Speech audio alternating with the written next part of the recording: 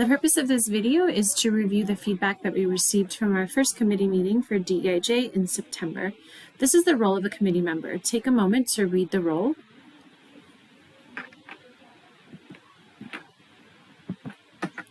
And then this is some feedback that we got around this role. Some hot or good feedback was that they see that SEL, Social Emotional Learning, and DEIJ are together, and that the role is guided towards a K-4 through 12 vision, as well as it has teachers working collaboratively. There were no real trends around lukewarm or cool comments. Around wonderings, there was a wondering around clarifying the role of different DEIJ committees, the role of this committee in decisions and actions, as well as clarifying our school-wide goals and social emotional learning goals. So to clarify our goals, you can take a moment to read this slide. You will see that we have one strategic objective and we have 3 goals that lead towards that objective. Go ahead and hit pause.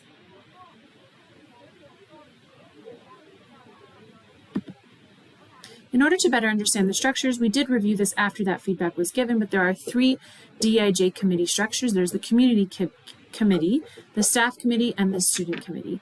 You can take a moment to read what is the purpose of each committee and then who are the members of that committee. Go ahead and hit pause.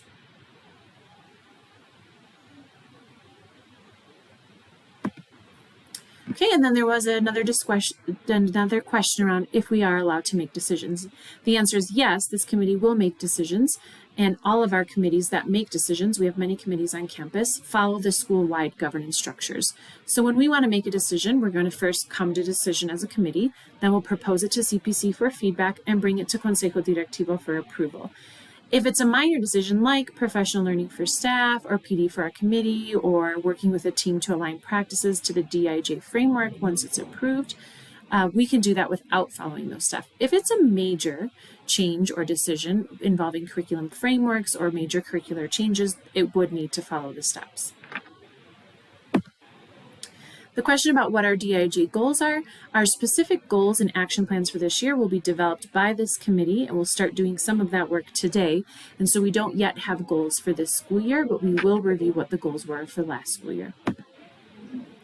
There was also an opportunity to give feedback around the essential mindsets. Take a moment to read the 5 essential mindsets on your screen.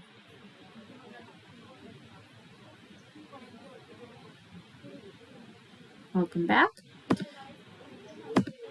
Here's some trends around the feedback. Thank you to Britta, Emily, and Alyssa for helping me to organize these trends. First, some hot or good trends were that people really liked that said, do not judge your current or past beliefs. That came up several times.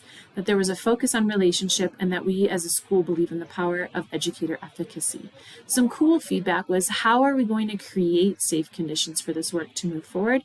And is there a balance between assuming the best while also moving the work forward? There was also some wonderings around a need for safety, defining what that might look like for different stakeholders, how do we navigate these difficult subjects and cause the least harm possible, as well as a need for having shared mindsets with our external community. Additionally, the last wondering that came out as a trend was a need to build relationships within our community.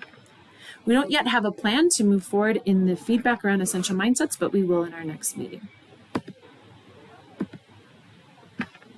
Thank you for watching this brief update. Today we're going to talk about what were the goals and accomplishments, as well as do some learning together. Thank you.